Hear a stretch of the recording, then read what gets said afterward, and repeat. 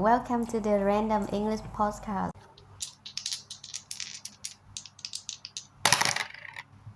Welcome back. I believe we're up to episode 5. Yeah? Yes, episode 5. Do you want to... I've already edited it, but do you want to do the welcome?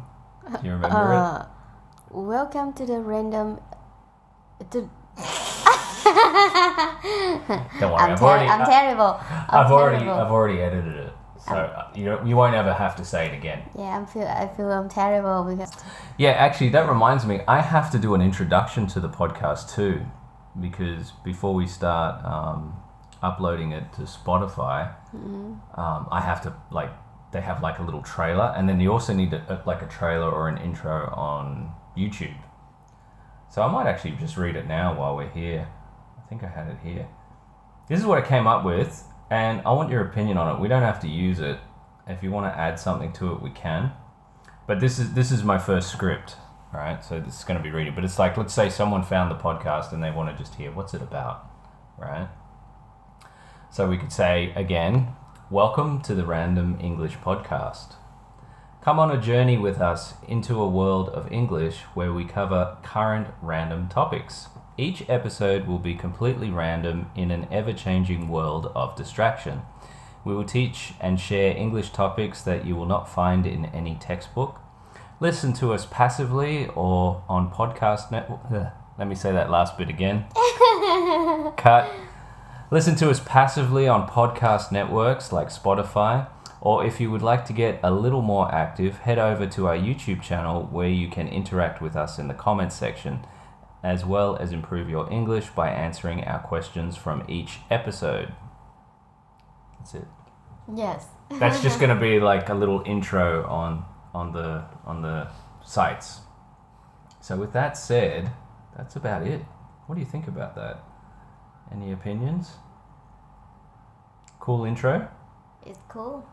Short, sharp, and Short, sweet. sharp, and yeah. That's what it is. Triple S. Triple X. Triple S. Triple S. What do you mean? Ah, yes. Short, sharp, and sweet. Yeah. Short, sharp, and sweet. Is that a new thing, or is that already out there somewhere? Have we heard that before, or did you just come up with that? I'm just coming up with that. I like that. Remember that. Yeah. Short, sharp, and sweet. All right. You just say that. You just say that. I did. Did I say that? You just say that. I'm still trying to wake up, to be honest. I've had a little bit of coffee. I've had a great sleep. I've had breakfast. Anyway, I think just getting used to it. All right, let's go back over to I've got so much stuff that I've just curated over the last 5 weeks, going, oh, that's good, oh, that's good, oh, that's good. So my topics are just based on stuff that are coming out of the internet. I just absolutely love YouTube. Something that's really dangerous for me is if I'm getting ready to teach an online class and I open up my YouTube homepage and it gives you all those suggestions, I really have to be disciplined because it's so easy to get distracted. There'll be there are videos that come up based on what I've searched in the past, but also I've got to keep an eye on it because there's gems that are coming up that I can't watch then and there because I've got to get ready for class. But I've got to click the link so it goes into my history, and then I'll review it later. I'll give you an example. So funny, I don't know this guy. It just popped up because it got a high amount of views, the trending videos. What are people watching the most on YouTube that we can use to generate a lot of content and topic ideas? And so I was getting ready to teach some students, and this video came up in my algorithm saying, what was it again? It was a really good thumbnail of a dude sitting on a toilet, and it said on the title, what's this about? So he's sitting on a toilet, and the bathroom looks amazing on the toilet that he's sitting on. And I think the title was something along the lines of doing a poo in a $10 million apartment. I was like, what? Doing a poo in a $10 million apartment? So anyways, after my class, I watched it. Actually, I watched it before my class because I got everything loaded up. And then I thought, okay, I've got to check out this clip. And apparently in the story is this guy's just a YouTuber, and I found out he's a comic as well. I think he's from England. I've never heard of him before. But on his YouTube channel, he promoted that he has a stand-up, like an online stand-up. Go and watch it on my website. Pay a little fee, right? So he's doing self-promotion, but then he's also a YouTuber. So anyways, in the story of this video, he convinces a top real estate agent to show him a $10 million apartment in England. Which, when you think about it, you know, they're not just going to let anyone in there. You know, like you better be someone special to be come looking at this. But when he asks the details of, you know, do I have to like prove who I am or show anything about who I am? You know, because they're not going to let anyone in just to see a $10 million apartment. But then apparently there's not that much security on that either. You know, so any bum or random person could call up as long as they sound okay. They still have an obligation. They still have an obligation to show you a $10 million apartment.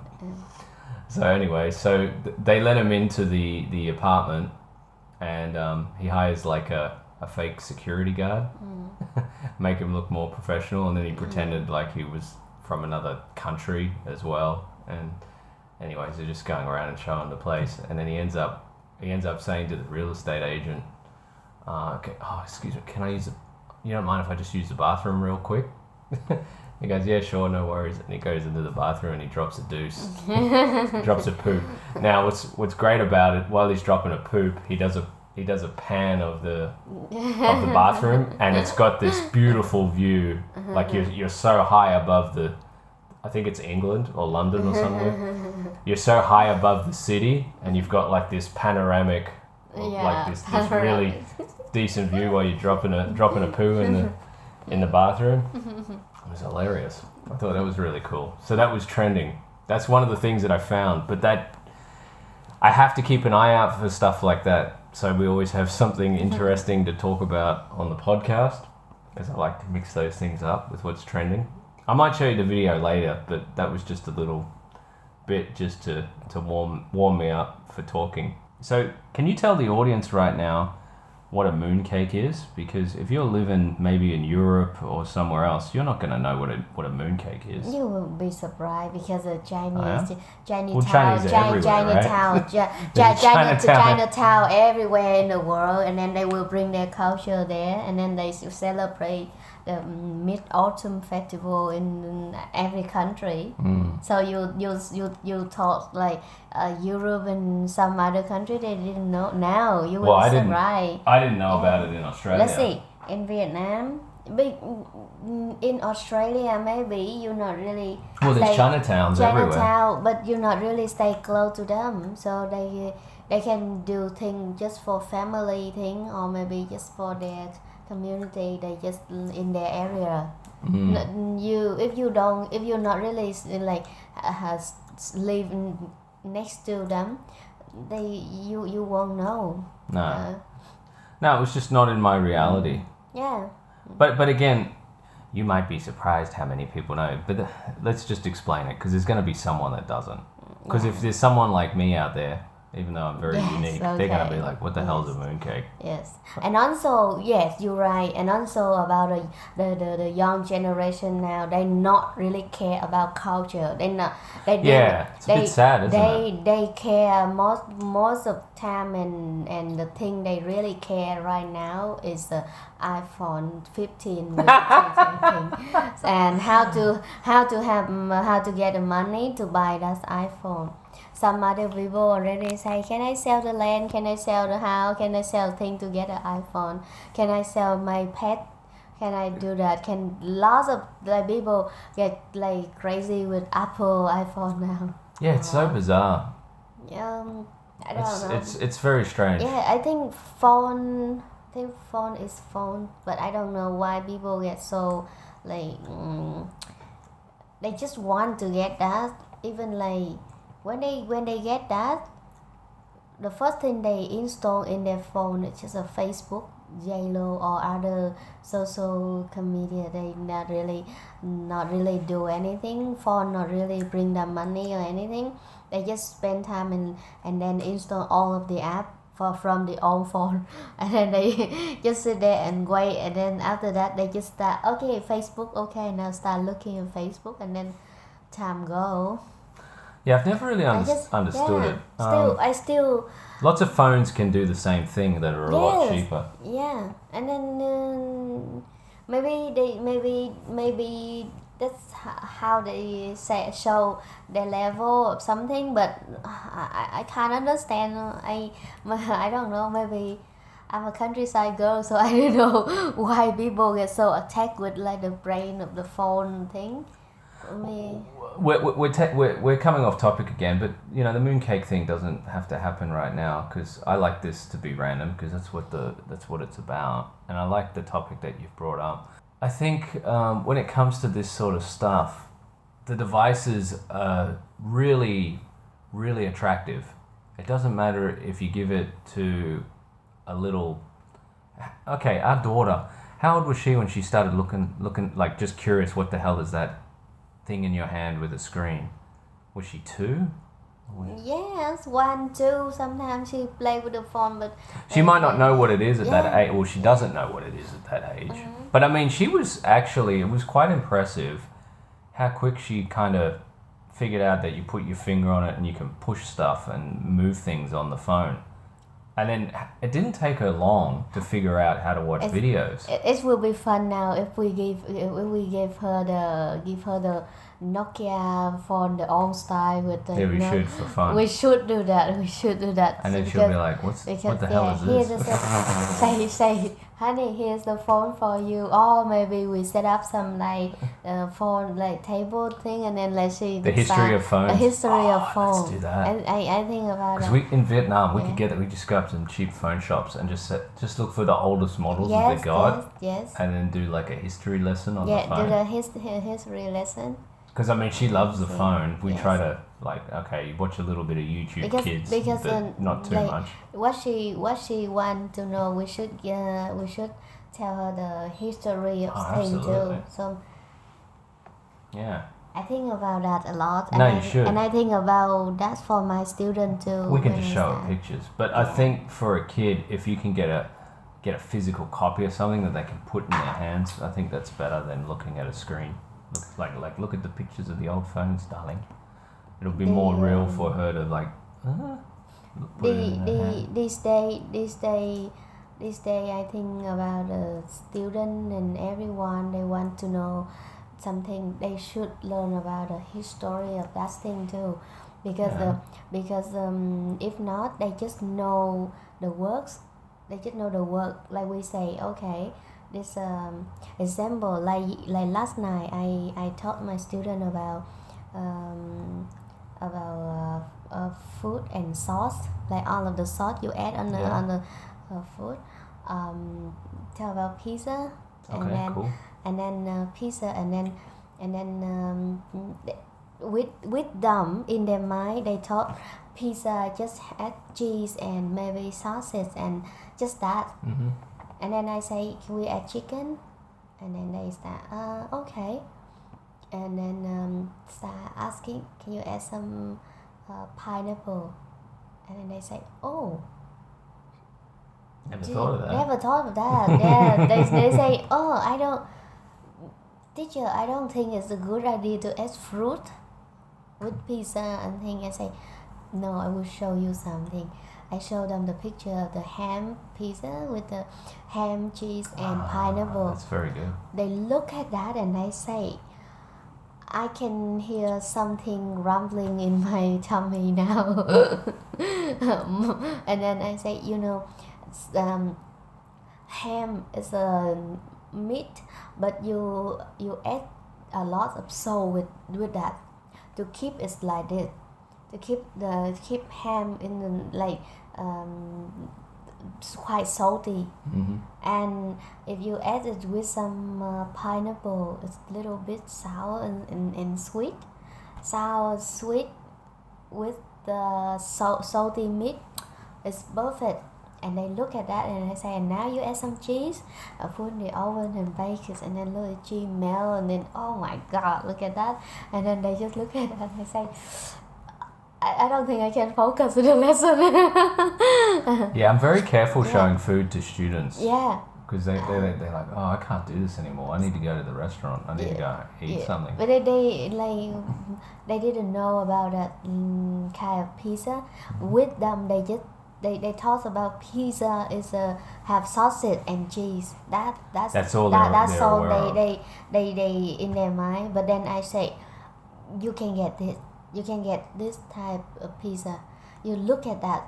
Look, chicken pizza, ham and pineapple pizza, sausage, and sometimes you can have a pizza with just full of cheese.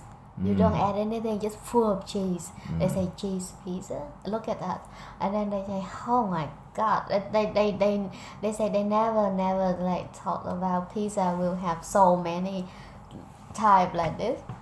I mean, unless the parents are taking them to Pizza Hut or what's that other one? The Pizza Club or something. Domino or something.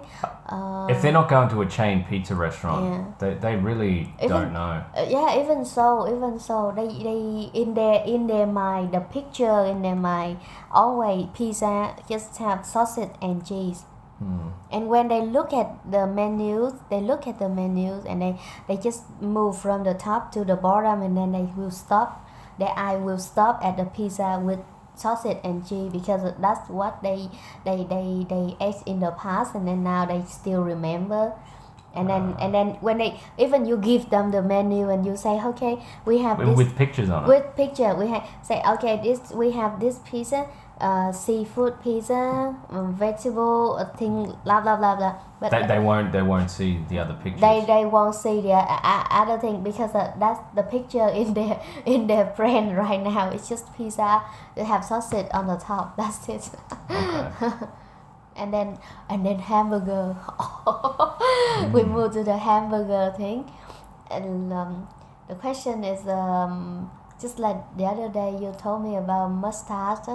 Yeah, in fact, we really need to get up to that mega market. Yeah. We really need to take a trip, because I think they might have it. It's hard to get here. Now they serve the hamburger, but they mix it with the tteokbokki, the Korean white thing. That would be nice. The Korean white I think white rice stick or something. Yeah. It's just like this, and you add the tteokbokki with hamburger with whole of cheese and mustard and other sauce too. Where's that at? I look at the picture. Where did you see that? I searching, and then I saw the picture on the website about pizza type of hamburger, and then I show my student that last night too. They're not working after that. They're not studying after that. And they say, teacher, I think tonight I get fat in my trip. At least they're aware of that, because that's another thing you're seeing in this country. Yeah. People have been more exposed to foreign foods, and there is a bit of a weight gain happening in Vietnam. I remember when I first came here, the kids were pretty skinny, but then a few years ago, I'm like, oh, their diets have changed. And now everyone get chubby. Yeah, even the adults, you're seeing that a little bit in the adults. Not always though. You're still seeing a lot of people that are at a good level of weight, but you are seeing some starting to really go the American way. But even Australia is really bad for that too. But that's just the first step. I show them the picture and so many type of food thing. But the next step, I will teach them about the ingredient they add in that kind of food too. I will teach them how to make it too, and that's my plan for teaching, because I want to teach them about how to do things, not about just sit there and say the name of the food. No. Oh yeah. Yeah. If you just say the name of something, does not mean anything. That's just mean one thing that you know that's name. You don't know anything. If you want to know, oh okay, that's kind of food, you have to learn about how to make that thing and what's in there, what's in the content. I just want them to know about everything. No, that's good. And I want to teach them how to searching for the information if they want to know too. That's like the other day you say that a self-study. Yeah. It's really good idea about people special that's in the young generation. They need to learn about how to do. I just feel about like with all of the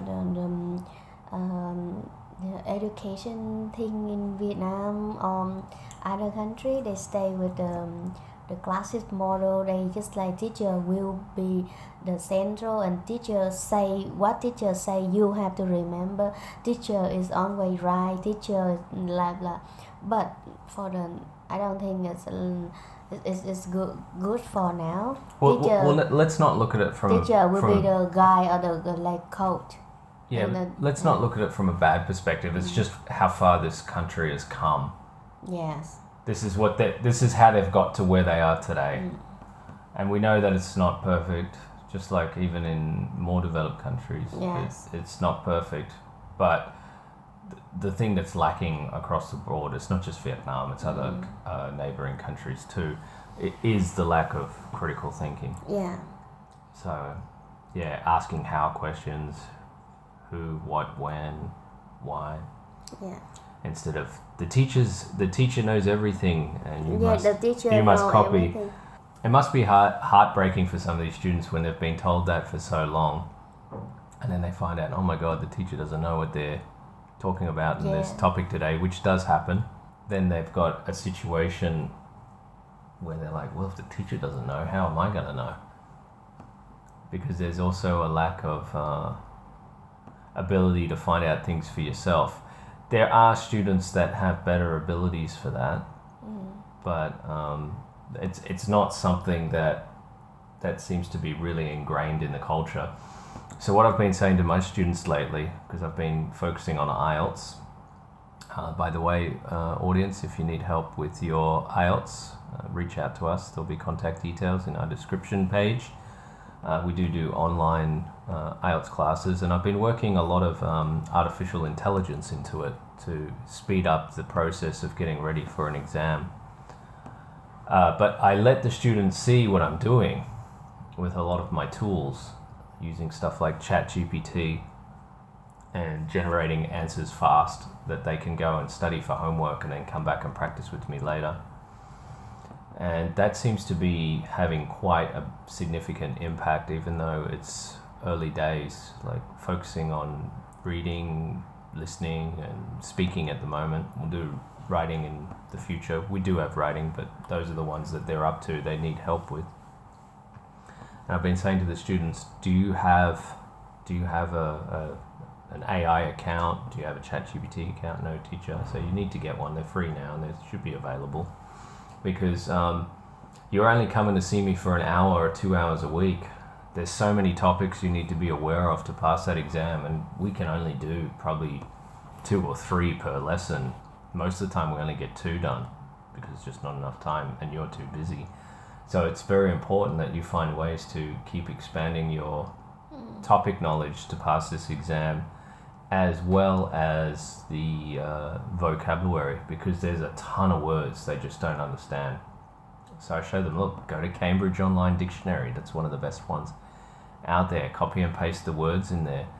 I create a doc for them every time they come to the class, and I give them the share rights to it so that they can review it in their own time. And it is working. Some of the students have come back and I've said, all right, do this speaking topic again, and they're coming back with a lot more confidence quite quickly compared to the first time they heard it.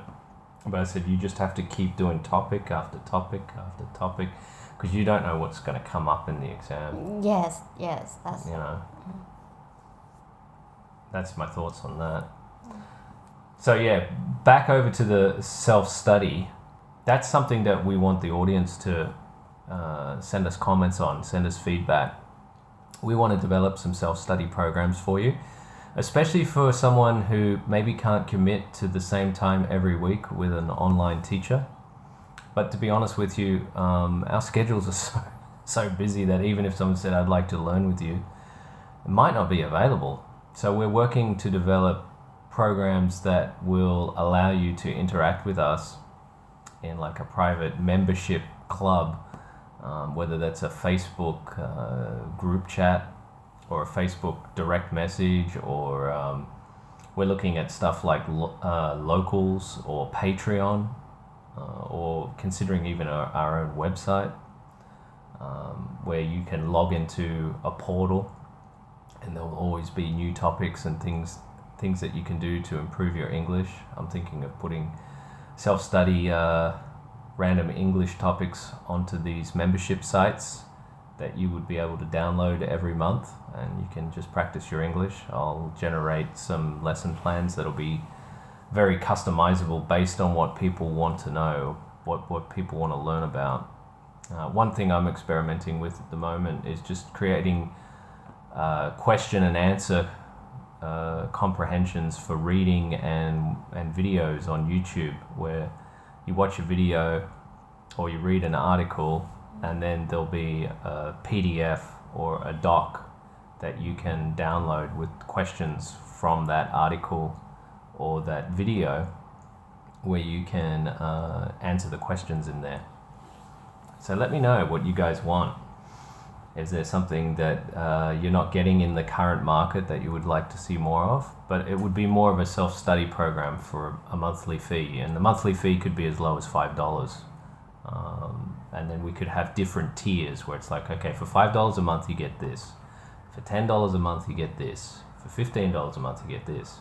And we could have tiers all the way up to maybe an elite level, where if it's feasible and it's something that you really want, it may help us to change our schedules. But we need to know what you're interested in when it comes to learning English. If there's something that you want that you're not seeing in the marketplace, let us know, because we're innovators. We're going to look at developing new things. We're looking at different ways of doing it.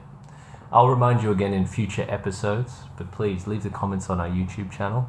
I think there is direct contact on Spotify, but the comments on the YouTube channel, we're going to be watching that.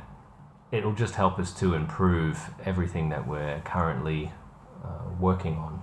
But I think the answers are in the comment section. If you guys are serious about stuff and you want to know different things, we can even cover those topics passively for free, just to the listeners. That won't necessarily have to be a paid service fee either, but we need to know what you're interested in.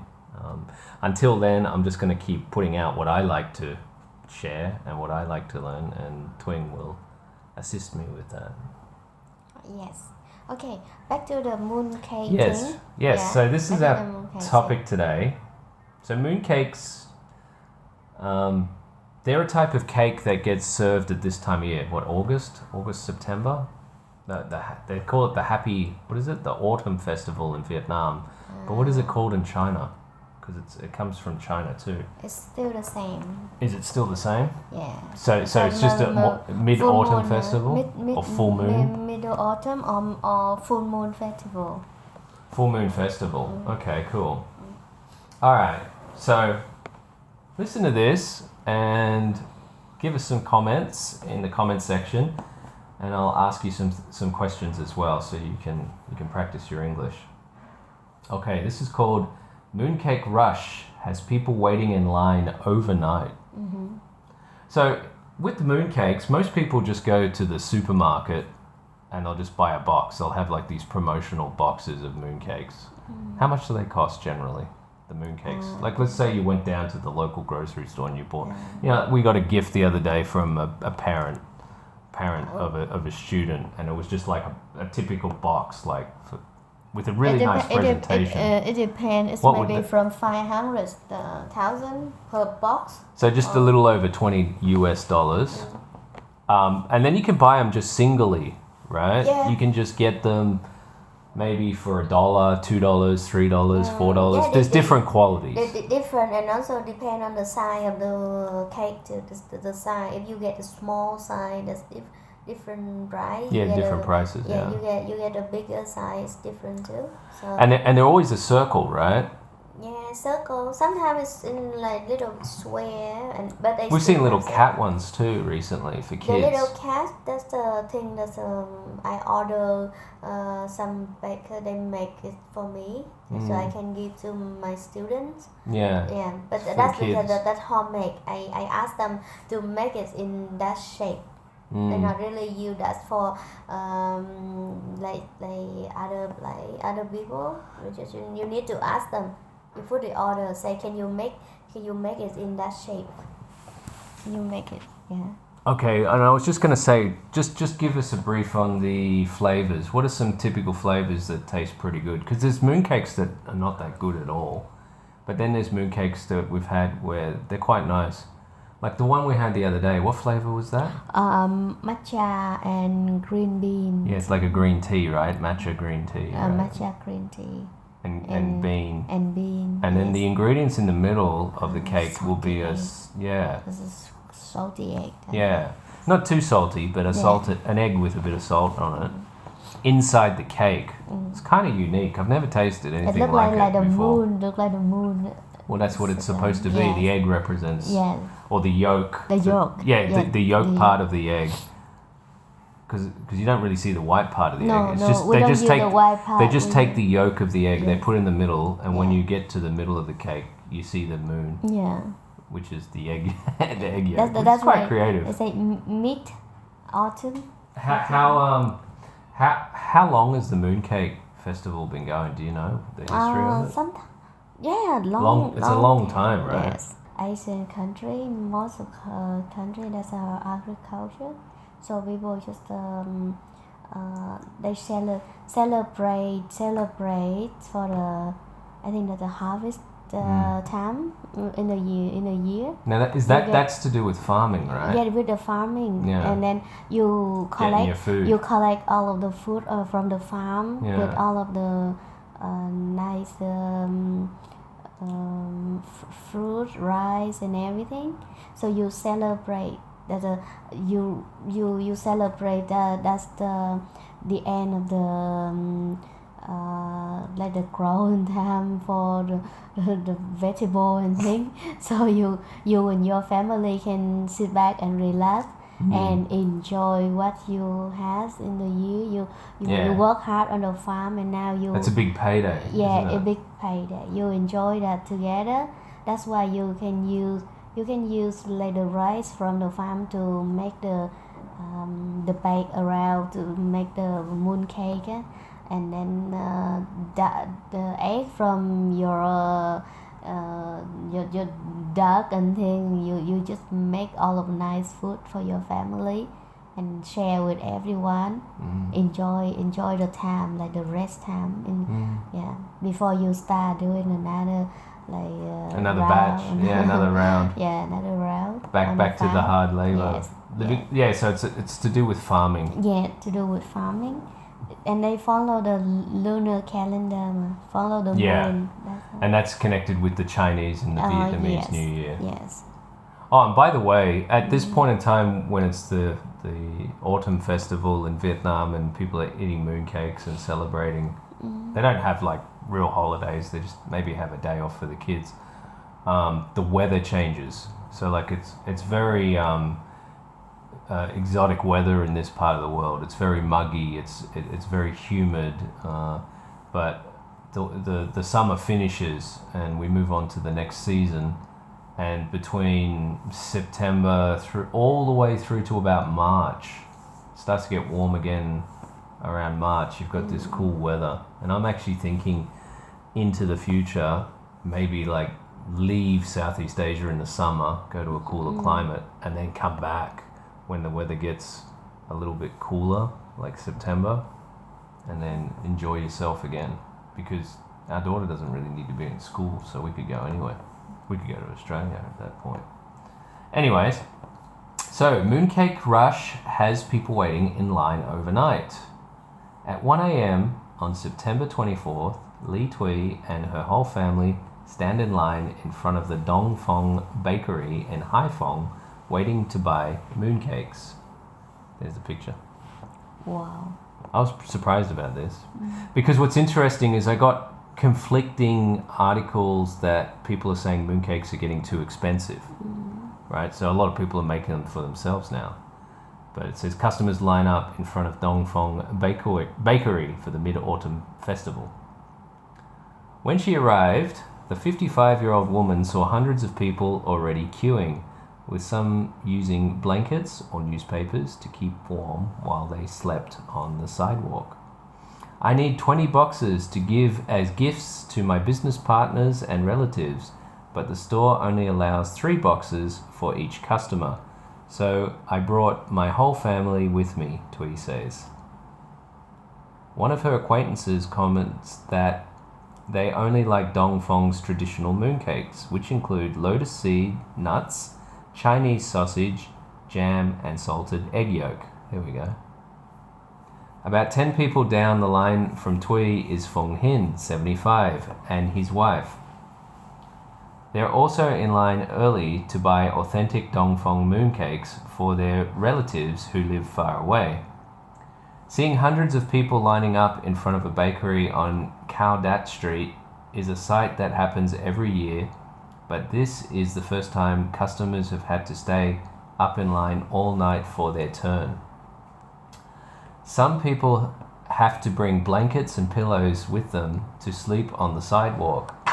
It looks incredibly uncomfortable, says Hong Lan, a 60-year-old woman who lives nearby. According to her, the Haiphong locals do not care too much about the brand of the mooncake, but for people from other provinces, this bakery is famous and has become an icon of traditional mooncakes. Mooncakes are part of a Mid-Autumn Festival, which is celebrated on the 15th day of the 8th lunar month. Yeah. It falls on September 29th this year. People that love mooncakes with traditional fillings are especially particular about the brand, and so every year there's always a lot of people in line, Lan says. However, not everyone has the time to queue from midnight, thus an army of professional buyers also enters the scene. Boi Lin is a 45-year-old who buys mooncakes on behalf of her customers and doesn't mind queuing at midnight. If you're late, all the mooncakes my customers want will be gone. Every 5 to 10 minutes, about 30 to 40 people line up, so I might as well come early, Lin says. Buyers like Lin usually charge 40,000 Vietnam dong to 80,000 Vietnam dong, which is approximately $1.64 to $3.27 in US dollars for each box of cakes. No matter how much they make, all of the cakes will always sell out. Sometimes my customers want me to buy more, but I'm unable to accept their requests, Lin says. In order to fulfill her customers' orders, she has to enlist 2 to 3 more of her relatives to line up with her. Also on the scene is Wing Tung, a 32-year-old man who also buys on behalf of his customers. He recalls one time he fell asleep, and when he got to the bakery at 4 a.m., there were over 100 people in front of him. That's my favorite part of the story. Oh, wow. So he's there to do the business, buy for people. He fell asleep, And then, then everyone woke up and there's 100 people in front of him. Oh my god. Can you imagine how pissed his customers would be? Yeah. After learning his lesson, he arrives at 1 or 2 a.m. now to purchase the type of cakes his customers want. A local police officer says that from July to before mid-August of the lunar calendar, the number of people coming to the store shot up dramatically, whether it be day or night. Oh my god. Yeah, surprising, huh? Surprising, yeah. He adds that part of the reason for this is because the store is limiting the amount of cakes that they are selling. This has led to an excessive number of vehicle parkings in the street, causing traffic jams, An officer was deployed to direct traffic to ensure the safety of the citizens. So yeah, in Vietnam, when traffic gets really bad, they'll get like a policeman to come out and manually direct the traffic to try and discourage traffic jams. Okay, the other thing is to, okay, just a brief view here. They're saying like, you know, like it's pretty crazy that they got to line up at 4 o'clock in the morning. Or 3 o'clock in the morning. So the bakery is planning on researching how to sell through an e-commerce channel to make it more convenient for customers. So you won't have to go there and queue up at strange hours. You'll be able to buy online. Now, to a developed country, this would be such a stupid story, but you have to understand in countries like Vietnam and other countries, you may still have to go and purchase things that are hard to get in person because companies are still working on putting on online shops. So back over to you. Leave some comments in the section. Here's some questions. Practice your English. Tell us about your country and the festivals that are labeled as traditional festivals, the things that happen at a certain time every year, and what the local people or yourself do and what makes it special. Do you have any sort of traditional foods like mooncakes or some other type of cake, or it can be anything really, but let us know. Like, doesn't matter which country it is, we want to hear from you. We'd love to hear from countries that are still developing, that maybe people are aware of but they don't understand what's going on. So it's your chance to put your country on the map, and the ones that are the most interesting we might read in a future episode. Hey, do you know what they do over in Romania, or over in Chile, or over in whatever country it may be? Remember to subscribe to the channel, subscribe to our social networks, and hit that bell so then you get alerts when we upload new content. And if you really enjoyed the episode, we'd appreciate a like and a happy star on, I think, Spotify, to allow us to really improve our channel and to help us to grow it. Thank you so much for listening. That's all we got time for.